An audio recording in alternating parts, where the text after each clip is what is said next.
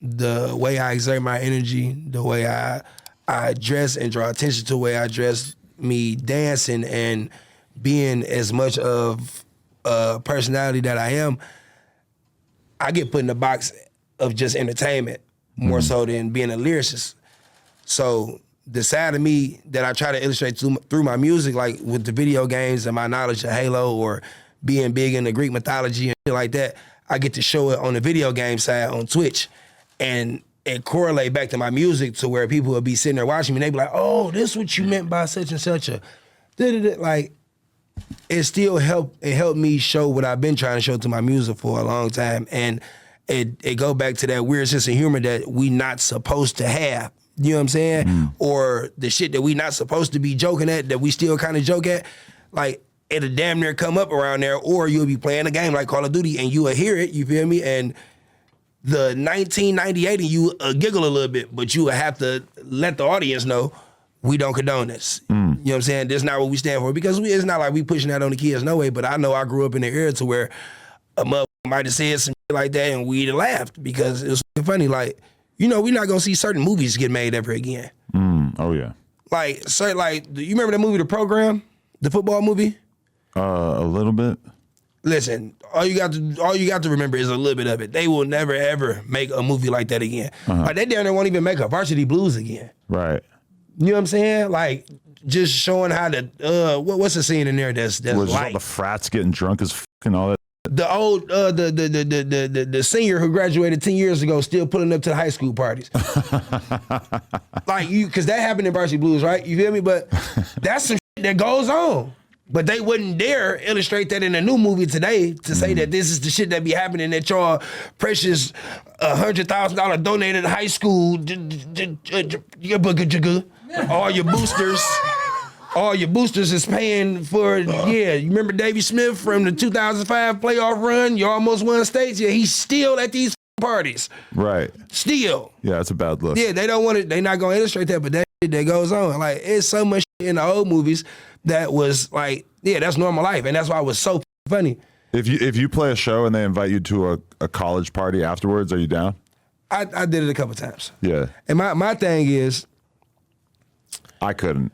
I'm way too old. I've been too old for a decade. No. Not like. I never been to like like I haven't been in a dorm or on like a campus like that since I was right. Probably like 18, 19. Yeah, a dorm shit is like a weird that. look. But I've had a show at a college and they booked me at an after party and every body is freshmen and sophomores and you can tell by how they dressed and yep. But shit, I'm getting paid, so I'm about to sit here, drink a couple shots, laugh at y'all, we getting the on. You know what I'm saying? Like, the only thing I don't do is like birthday parties. Why? It's just too corny?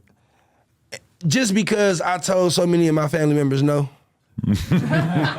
So it's like I can never let myself get booked for one.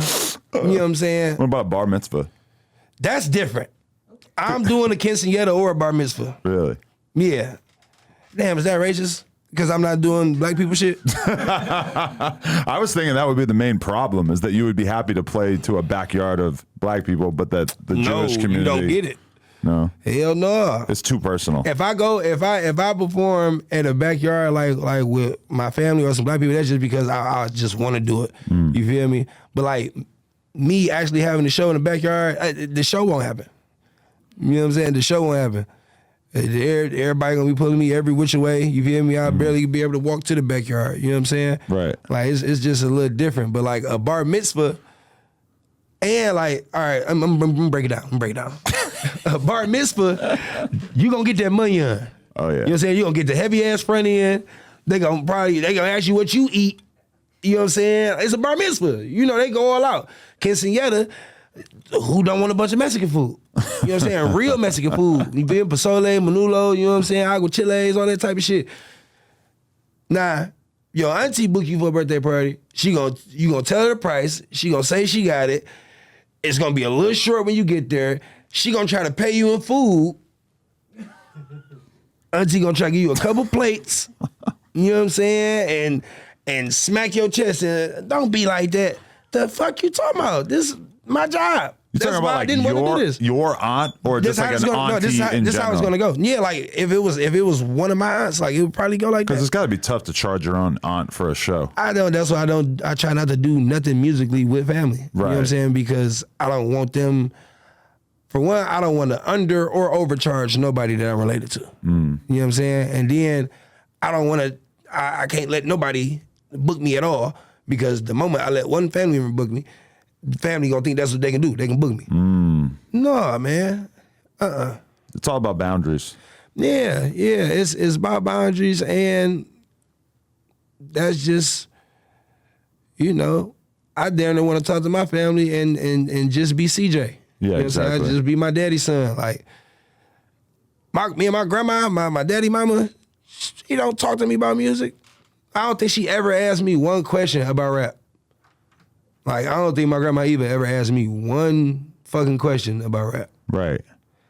Like, I damn near tried to talk to her about it, and she went the other way. You know what I'm saying? Like, I wanted to just be what it, even though in a sense it'll never all the way be the same. You know what I'm saying? Like, I want it to be like that as much as possible. I feel like I have a fork in the road that I kind of have to decide at a certain point over the next few years, which is basically like, do you want to expose your kid to your pretty cool life, or do you want to just completely just be a dad 100%, don't bring her to anything, don't ever have her around shit?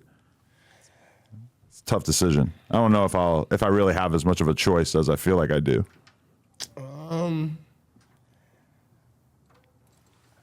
Well, that's